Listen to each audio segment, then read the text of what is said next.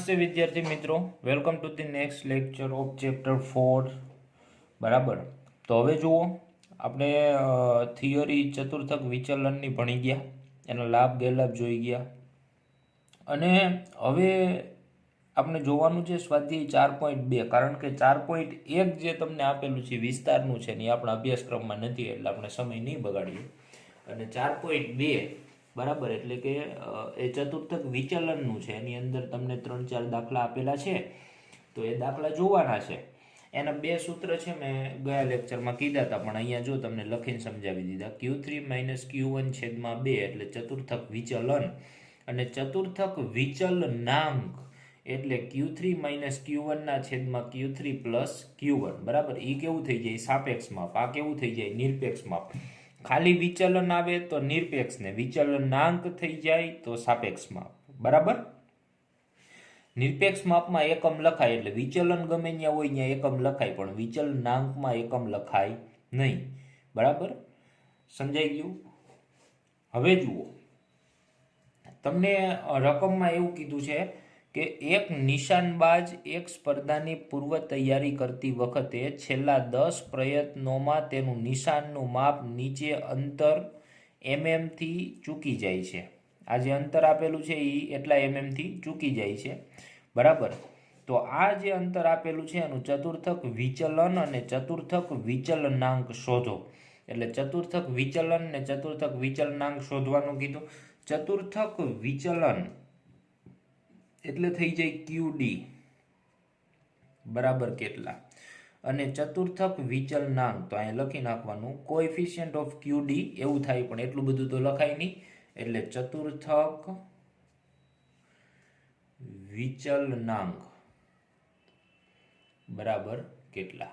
Okay, તો હવે જુઓ, તો એ બે વસ્તુ મેળવવાની છે. તો પેલા આપણે મેળવશું QD. બરાબર, તો QD એટલે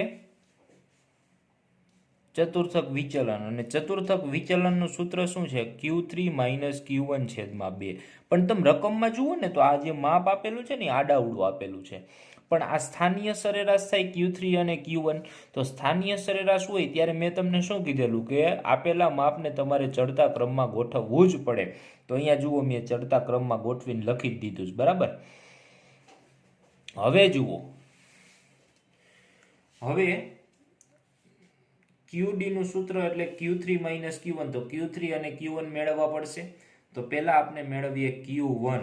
અવલોકન આપેલા છે ને એટલે L વાળું સૂત્ર આવશે નહીં, વર્ગ આપેલા હોય ત્યારે જ L વાળું સૂત્ર આવે.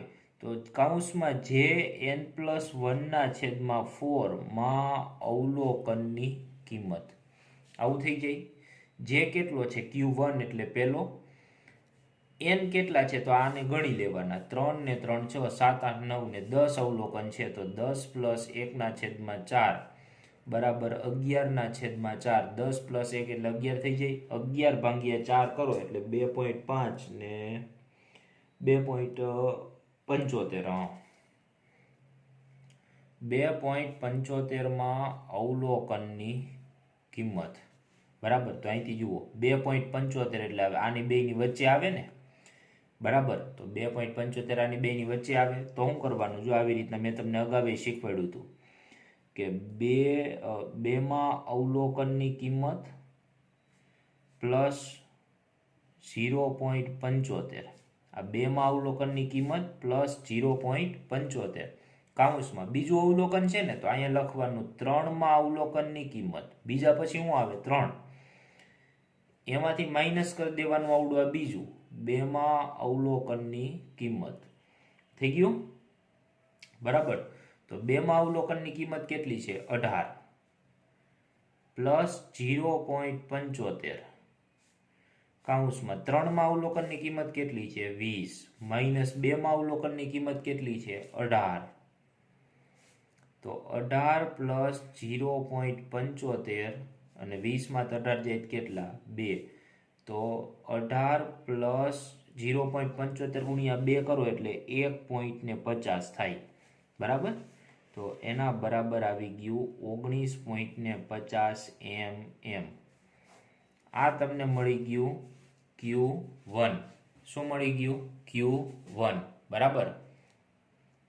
હવે પછી આપણને મેળવવાનું છે Q3. શું મેળવવાનું છે? Q3. તો અહીંયા જુઓ, Q3 બરાબર જે કૌંસમાં n+1/4 માં અવલોકનની કિંમત. આ સૂત્ર તમે ક્યાં શીખી ગયા? આગળના ચેપ્ટરમાં, ચેપ્ટર નંબર 3માં. બરાબર. તો જે કેટલો થઈ જાય? 3. કેમ? તો કે ત્રીજો ચતુર્થક છે એટલે. n કેટલો થઈ જાય? આને ગણ્યા તો કેટલા આવ્યા હતા? 10 + 1/4 બરાબર 3/11/4 બરાબર 3 કૌંસમાં 11/4 કરો તો 2.75. તો 2.75 એટલે 3 દુ 6, દોઢ ને 2.25 એટલે 8.25. હા બરાબર 8.25 માં અવલોકનની કિંમત. તો 8.25 માં અવલોકન એટલે જુઓ 3, 4, 5, 6, 7 ને 8. 8.25 એટલે આ બેની વચ્ચે આવે ને, 8માં ને 9માં ની વચ્ચે. તો શું કરવાનું આવું થાય ત્યારે? 8માં અવલોકનની કિંમત, આવડું 8મું છે એમને લખી દેવાનું. 8માં અવલોકનની કિંમત પછી પ્લસ કરીને 0.25. એ ક્યાંથી આવ્યા? અહીંયા પાછળ હતા જ. બરાબર. કૌંસમાં હવે હું લખવાનું, અહીંયા 8મું છે ને, તો 8 પછી કયું આવે? 9મું. તો 9માં અવલોકનની કિંમત માઇનસ 8માં અવલોકનની કિંમત. બરાબર. 9માં અવલોકનની કિંમત માઇનસ 8માં અવલોકનની કિંમત. તો હવે જુઓ, 8માં અવલોકનની કિંમત કેટલી છે? 35 પ્લસ 0.25. 9માં અવલોકનની કિંમત કેટલી? 36 માઇનસ 8મું તો કેટલું છે? 35. તો 36માં 35 કેટલા વધે? 1. અને 1 તમે 0.25 સાથે ગુણાકાર કરો તો 0.25 એમના એમ જ રહીએ ને. હવે તો સીધો જ આ બેનો આપણે શું લખી નાખી? સરવાળો 35.25 mm. તો આ તમને શું મળી ગયું? Q3. હવે તમને કઈ વસ્તુ મેળવવાની કીધી? QD અને ચતુર્થક વિચલનાંક. તો અહીંયા જુઓ, તો પહેલા આપણે મેળવીએ ચતુર્થક વિચલન. QD બરાબર Q3 માઇનસ Q1/2.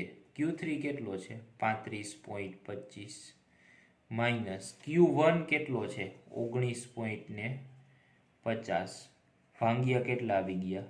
2. બરાબર. તો હવે 35.25 માંથી 19.50 તમે માઇનસ કરો એટલે વધશે 15.75. બરાબર. આ બેન બાદ બાકી કેટલી? 15.75 ને એને ભાગ્યા શું કરી દેવાના? 2. એટલે આવશે 7.88. જો 87, 8, 7, 5 એવી રીતના હશે, પણ ત્રીજો આંકડો 5 છે એટલે એના આગળ કેટલા થાય? 8. બરાબર. તો અહીંયા આપણે એકમ લખવાનો. કેમ? તો કે QD કેવું માપ છે? નિરપેક્ષ માપ છે. આપણે અહીં જોઈ ગયા ને, એટલે એમાં એકમ લખવાનો, સાપેક્ષમાં લખવાનો નહીં. તો હવે જુઓ, અહીંયા આપણે શું મેળવીએ? ચતુર્થક વિચલનાંક. તો ચતુર્થક વિચલનાંક બરાબર Q3 માઇનસ Q1 છેદમાં Q3 પ્લસ Q1. બરાબર. તો અહીંયા જોજો, Q3 માઇનસ Q1 એટલે અહીંયાથી લખું 35.25 માઇનસ 19.50 ભાગ્યા. હવે આ બેન બાદ બાકી કરી. હવે બેનો શું કરવાનો? સરવાળો 35.25 પ્લસ 19.50. આ બેન બાદ બાકી તો હમણાં જ આપણે કરી હતી. અહીંયા કેટલી આવી હતી? 15.25 50 એટલે 75. બરાબર. હવે બાદ બાકી કેટલી આવી હતી? 15.75 ભાગ્યા. આ બેનો સરવાળો કરવાનો એટલે 35 ને 20 કરી દો એટલે 45 ને 55 માંથી તમે 0.25 બાદ કરી નાખો એટલે 54.75. બરાબર. હવે આ બેયનો ભાગાકાર આપણે કરીએ કેલ્ક્યુલેટરમાં તો થઈ જાય 54.75, સોરી 15 પહેલાં લેવાના કા, એટલે 15.75 ભાગ્યા 54.75 બરાબર. તો કેટલા 0.29 કેટલા આવી જાય 0.29 દેખાણું. હવે આમાં એકમ લખવાની જરૂર નથી. કેમ તો કે આ કેવું છે સાપેક્ષમાં, અને સાપેક્ષમાં પોય એમાં એકમ લખવાની જરૂર છે નહીં. તો આ તમને મળી ગયું ચતુર્થક વિચલનાંક. આવડી ગયું બધાને, એકદમ સહેલું છે બરાબર. તો હવે જોઈએ એના પછીનો દાખલો, દાખલા નંબર 2.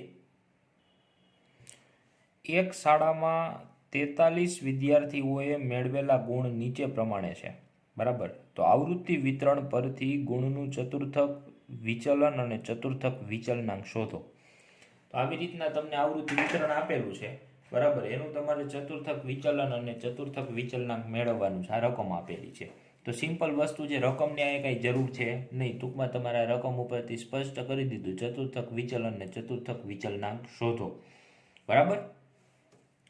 તો આ જુઓ, ચતુર્થક વિચલન એટલે QD અને ચતુર્થક વિચલનાંક બરાબર. તો એ મેળવવાનું છે. તો એમાં જરૂર શેની પડે?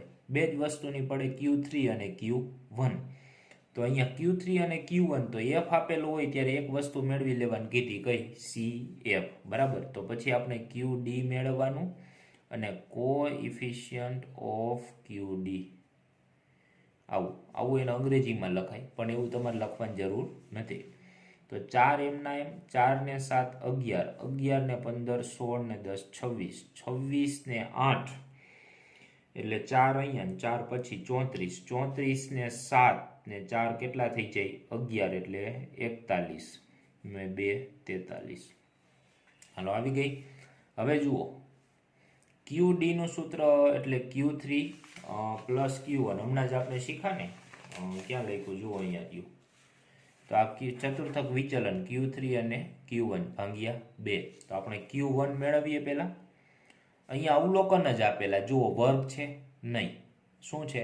અવલોકન બરાબર. એટલે જે કૌંસમાં n+1/4 માં અવલોકનની કિંમત, જે એટલે કેટલામાં ચતુર્થક છે એ, એટલે આ એક પહેલો છે એટલે એક, n કેટલો છે? 43 પ્લસ 1/4 બરાબર 43 ને 44 ભાગ્યા 4 બરાબર 11 માં અવલોકનની કિંમત થઈ જાય. 11 માં અવલોકનની કિંમત બરાબર.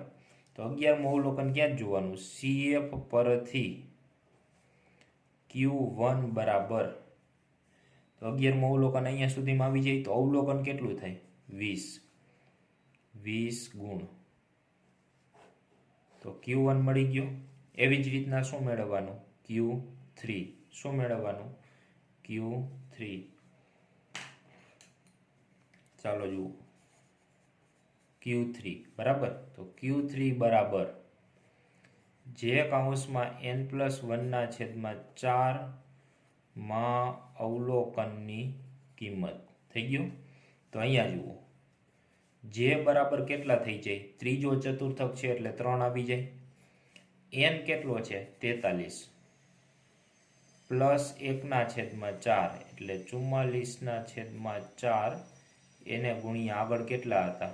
3 તો હતા જ ને. તો અહીંયા નીચે આવી જાવ, 3 44 ભાગ્યા 4 એટલે 11 બરાબર 33 માં અવલોકનની કિંમત. તો કેવી રીતના એવી ખબર પડી? આનો સરવાળો બાદબાકી ગુણાકાર ભાગાકાર કરી દો એટલે આવી જાય બરાબર. તો CF પરથી જોતા Q3 બરાબર, જુઓ 33 છે ને, તો 33 એટલે અહીંયા સુધીમાં આવી જાય ને, 34 સુધીમાં. તો અવલોકન કયું થઈ જાય? 40. તો Q3 બરાબર 40 ગુણ. હાલો, હવે તમારી પાસે Q3 ને Q1 બે આવી ગયા. તો અહીંયા જુઓ, Q3 ને Q1 બેની જરૂર પડે ને. તો પહેલાં આપણે મેળવીએ QD બરાબર Q3 માઇનસ Q1/2. Q3 કેટલા છે? 40. Q1 કેટલા છે? અહીંયા ક્યાંક હતા, અહીંયા ગયા 20 બરાબર. તો 40 માઇનસ 20 ભાગ્યા 2 એટલે 40 માંથી 20 કાઢો તો કેટલા વધે? 20. એને ભાગ્યા 2 કરી નાખો તો કેટલા વધે? 10 ગુણ. QD માં એકમ લખવાનો, નિરપેક્ષ માપ છે એટલે એકમ હોય બરાબર, પણ સાપેક્ષ માપમાં લખવાનો નહીં. તો સાપેક્ષ માપ શું થઈ જાય? ચતુર્થક વિચલનાંક બરાબર, ચતુર્થક વિચલનાંક. તો એ Q3 માઇનસ Q1 છેદમાં Q3 પ્લસ Q1 બરાબર. Q3 કેટલા છે? 40 ને Q1 કેટલા છે? 20. 40 માઇનસ 20 છેદમાં 40 પ્લસ 20 થઈ ગયું. બેનો એકવાર સરવાળો ને એકવાર બાદબાકી. તો 40 માંથી 20 જાય તો 20 ને 40 ને 20 કેટલા થઈ જાય? 60. 2 0 ઉડી ગયા, 2 તેરી 6 એટલે 1/3 તો 0.33. આમાં એકમ લખવાની જરૂર નથી બરાબર. તો આવી ગયો ચતુર્થક વિચલનાંક. એકદમ ઈઝી દાખલો છે, આવડી જાય બધાને બરાબર. સરસ મજાના એકદમ સહેલા દાખલા છે. હવે આ વર્ગ વગરનું હતું, અવલોકન વાળું જોઈ લીધું. આ બીજા ટાઈપના અવલોકન વાળું જોઈ લીધું, જેમાં આવૃત્તિ આપેલી હોય. અને હવે એક દાખલો આપણે જોઈ લઈ વર્ગ વાળો બરાબર. તો જુઓ દાખલા નંબર 3. આ તમને જે માહિતી આપેલી છે ને શેની આપેલી છે? રકમમાં. એ તમને કહી દઉં એટલે આપણે રકમની જરૂર પડે નહીં. રકમ તો મેં ઓલરેડી લખી જ નાખી છે, થિયરી ન લખી હોય બરાબર, ઉપર નીચે લખી હોય ને. આ શેની છે? એક રેસ્ટોરન્ટમાં એક દિવસે 200 ગ્રાહક આવે છે, એના નાસ્તાના બિલ છે આ. તો જો ચૂકવેલ રકમ એટલે નાસ્તાનું બિલ હોય ને, 0 થી 50 કેટલા આપ્યા, 50 થી 100 કેટલા ગ્રાહકોએ આપ્યા, 100 થી 150 રૂપિયા કેટલા ગ્રાહકોએ આપ્યા, એવી રીતના બરાબર. તો આ માહિતી પરથી શું મેળવવાનું છે? ગ્રાહક દ્વારા ચૂકવાયેલ રકમ એટલે આવડી આ રકમનું ચતુર્થક વિચલન ને ચતુર્થક વિચલનાંક મેળવું. તો આપણે પાછા હતા એના મુદ્દા ઉપર આવી ગયા. ચતુર્થક વિચલન અને ચતુર્થક વિચલનાંક મેળવવાનું છે બરાબર. તો જુઓ, તો વર્ગ આપેલા હોય, F આપેલો હોય એટલે CF તો મેળવી જ લેવાની. કેમ? તો કે આ સ્થાનીય સરેરાશ Q3 અને Q1 છે ને, અહીંયા તમને સૂત્ર મેં દેખાડ્યા, તેમાં Q3 અને Q1 ની જરૂર પડે છે. સ્થાનીય સરેરાશ છે, એમાં એક જ કોલમ બનાવવાની થાય, કઈ? CF ની બરાબર. તો 25 m ના m, 25 ને 40 થઈ જાય 65, 65 ને 8 0 80 થઈ જાય 60, 70 140 ને 145, 145 ને 30 થઈ જાય 175 ને 25 થઈ જાય 200, 200 આવી ગયું CF. હવે આપણને મેળવીએ વર્ગ છે એટલે પહેલા મળશે Q1 વર્ગ બરાબર. તો JN/4 મૂ અવલોકન સમાવતો વર્ગ. તો જે એટલે પહેલું છે એટલે પહેલું, n કેટલો છે? 200 ભાગ્યા 4 બરાબર 50મું અવલોકન સમાવતો વર્ગ બરાબર. તો CF પરથી વર્ગ 50મું અવલોકન ક્યાં? 65 સુધીમાં આવી જાય તો વર્ગ થઈ જાય 50 થી 100. બધાય નિવારક જ છે એટલે બનાવવાની જરૂર છે નહીં બરાબર. તો હવે Q1 નું મેઇન સૂત્ર મૂકી દઈ, L plus JN/4 minus CF છેદમાં F ગુણ્યા C. આવી ગયું. હવે જુઓ, L એટલે અદસીમા બિંદુ કેટલું થઈ જાય? 50 પ્લસ JN/4 તો આપણે આ ગણતરી કરી કેટલું આવ્યું હતું? 50 માઇનસ CF કઈ લેવાની? ઉપરની. તો આની ઉપરની CF કઈ થઈ જાય? 25. F એનો પોતાનો, તો આ 50 થી 100 વર્ગનો F પોતાનો કયો છે? 40. આ વર્ગને અનુલક્ષીને જોવાનું બધું બરાબર. 50 થી 100 ની ઉપરની CF 25 ને એનો પોતાનો F 40 ગુણ્યા વર્ગ લંબાઈ. તો 50 થી 100 ની વર્ગ લંબાઈ કેટલી છે? 50 થઈ ગયો. આ જો હવે હાલો 50 પ્લસ 50 માંથી 25 જાય તો આ 1 0 ને 1 0 ઉપર નીચે ગુણાકારમાં હતા એટલે ગયા. જો આ ગુણાકારમાં 50 છે અને નીચે ભાગાકારમાં છે એટલે 1 0 ને 1 0 ઉડી ગયા. 50 માંથી 25 જાય એટલે કેટલા વધે? 25. 25 પંચા કેટલા થાય? 125 ભાંગ્યા 4. આ 0 ના 0 ન ઉડે, કેમ? તો કે વચ્ચે સરવાળો છે એટલે. ઓકે, તો 50 પ્લસ 125 ભાંગ્યા 4 કરો એટલે 31.25. તો અહીંયા 50 ને 30 81.25. આ ચૂકવેલ રકમ રૂપિયામાં છે ને એટલે રૂપિયાનું નિશાન કરી દઈ. થઈ ગયું? 81.25 રૂપિયા શું આવ્યો તમારો? Q1. બરાબર. હવે આપણે શું મેળવીએ? Q3. એ આપણે નીચેથી અહીંયાથી ગણતરી કરીએ. બરાબર. તો પેલા મળશે Q3 વર્ગ બરાબર JN/4 મૂ અવલોકન સમાવતો વર્ગ થઈ જાય. જે એટલે ત્રીજો છે એટલે અહીંયા આવી જાય 3. N અહીંયા આપેલો છે 200 ડિવાઈડ બાય 4 એટલે 200 ભાગ્યા 4 કરો તો કેટલા આવે? 50. એને 3 વડે ગુણી દો એટલે કેટલા થઈ જાય? 150મું અવલોકન સમાવતો વર્ગ. આવું થઈ જાય. તો અહીંયા જુઓ, CF પરથી વર્ગ 150 એટલે 145 175 સુધીમાં આવી જાય. તો વર્ગ થઈ જાય 150 થી 200. 150 થી 200 નિવારક જ છે એટલે એને ફેરવવાની જરૂર નથી. બરાબર. હવે મેઇન સૂત્ર મૂકી દઈ. Q3 બરાબર L plus JN/4 minus CF divide by F ગુણ્યા C. થઈ ગયું મેઇન સૂત્ર. હવે L એટલે અધસીમા બિંદુ કેટલું આપેલું છે? 150. બરાબર. પ્લસ JN/4 ની ગણતરી હમણાં કરી કેટલી આવી? 150. માઇનસ CF કઈ લેવાની? ઉપરની એટલે 150 એટલે આવડો આપણો વર્ગ હતો ને એની ઉપરની CF કેટલી છે? 145. F એની પોતાની F કેટલી છે? 30. ગુણ્યા વર્ગ લંબાઈ જુઓ 150 થી 200 ની વર્ગ લંબાઈ કેટલી છે? 50. આ બે વચ્ચે ગુણાકાર છે ને, જો અહીંયા જુઓ તો ઉપર નીચે ઉડી જાય. બરાબર. અહીંયા ઉપર નીચે ન ઉડે, કેમ? તો કે વચ્ચે બાદબાકી આવી જાય છે. અહીંયા 3 વૈધા ને અહીંયા કેટલા વૈધા? 5.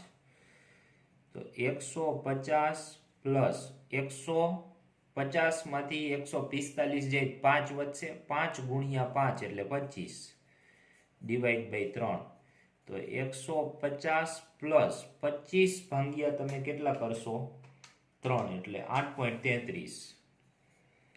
બરાબર. તો આનો સરવાળો કરી દો તો 158.33 રૂપિયા. બરાબર. તો 158.33 રૂપિયા આવી ગયા. સમજાઈ ગયું બધાને? તો હવે જુઓ, આ તમારી પાસે Q3 છે, તમારી પાસે Q1 છે. તો તમને ચતુર્થક વિચલન ને ચતુર્થક વિચલનાંક મળી જાય. તો અહીંયા આપણે ગણતરી કરીએ QD એટલે કે ચતુર્થક વિચલન. બરાબર. તો એનું સૂત્ર શું છે? Q3 માઇનસ Q1 ના છેદમાં 2. Q3 કેટલા છે? 158.33 માઇનસ Q1 કેટલા છે? 81.25 ભાગ્યા 2. તો હવે સિમ્પલ છે, એ બેની આપણે અહીંયા શું કરી દઈ? બાદબાકી કરીને ભાંગી નાખી. બરાબર. તો 158.33 એમાંથી જુઓ માઇનસ કરવાના. શું કરવાના? માઇનસ. બરાબર. કેટલા કરવાના? 81.25. બરાબર. એટલે બરાબર કેટલો જવાબ આવ્યો? 77.08 આવ્યો. એને 2 વડે શું કરવાના છે? ભાંગવાના છે. એટલે અહીંયા આવી ગયા ભાંગ્યા. બરાબર. કેટલા? 2. બરાબર. તો 38.54 કેટલો આવ્યો? રૂપિયા 38.54. કેમ રૂપિયા? તો કે આ QD એટલે ચતુર્થક વિચલન છે. બરાબર. એટલે એની અંદર એકમ લખવાનો. હવે આપણે શું મેળવવું છે? સરેરાશ વિચલન. શું મેળવવું છે? સરેરાશ વિચલન. બરાબર. સોરી, સરેરાશ નહીં, ચતુર્થક વિચલન. સરેરાશ વિચલન તો ક્યાં અભ્યાસક્રમમાં જ નથી. ચતુર્થક વિચલન, બરાબર. ચતુર્થક વિચલન એટલે Q3 માઇનસ Q1 બેનો એકવાર સરવાળો ને એકવાર બાદબાકો. તો બાદબાકો ને સરવાળો થઈ ગયો. ઉપર નીચેનો કર નાખતા નહીતર ખોટું પડશે. Q3 માઇનસ Q1, તો Q3 કેટલો આપેલો છે અહીંયા રહ્યું, જુઓ ને 158.33 ને 81.25 જ આવશે ને અહીંયા બાદબાકી. તો 158.33 માઇનસ 81.25 બેની એકવાર બાદબાકી થઈ ગઈ. એકવાર બેનો શું કરવાનો? સરવાળો. 158.33 પ્લસ 81.25 થઈ ગયો. હવે એ બેની બાદબાકી કરી નાખીએ પહેલા આપણે, એટલે 158.33 માઇનસ 81.25 એટલે આવી જશે 77.08. હવે બેનો શું કરીએ? સરવાળો. 158.33 પ્લસ 81.25 બરાબર. તો આવી ગયો 239.58 આવી ગયો. હવે જવાબ લખવાનો ને બરાબર કરી. તો આ બેન ભાગાકાર કરવાનો. 77.08 ભાંગ્યા 239.58 તો આવ્યો 0.32. અહીં ત્રીજો આંકડો 1 છે એટલે અહીં પ્લસ કરવાનો છે નહીં. તો અહીં જવાબ આવી ગયો 0.32. અહીંયા એકમ લખવાનો નથી. કેમ? તો કે આ ચતુર્થક વિચલનાંક. ચતુર્થક વિચલનાંક એ કેવું માપ છે? સાપેક્ષ માપ છે. કેવું માપ છે? સાપેક્ષ, બરાબર. એટલે એની અંદર એકમ હોય નહીં. ઓકે, તો અહીંયા તમારું જે 4.2 છે એ પૂરું થઈ ગયું, બરાબર. એના પછી હવે આમાં લગભગ કોઈ દાખલો બાકી રહેતો નથી. હવે પછી 4.3 છે ને એ સરેરાશ વિચલન છે, બરાબર. એ આપણા અભ્યાસક્રમમાં છે નહીં, પણ પ્રમાણિત વિચલન આપણા અભ્યાસક્રમમાં છે. તો હવે પછી આપણે જોઈશું આવતા લેક્ચરમાં પ્રમાણિત વિચલન. So we will see you in the next lecture. Thank you.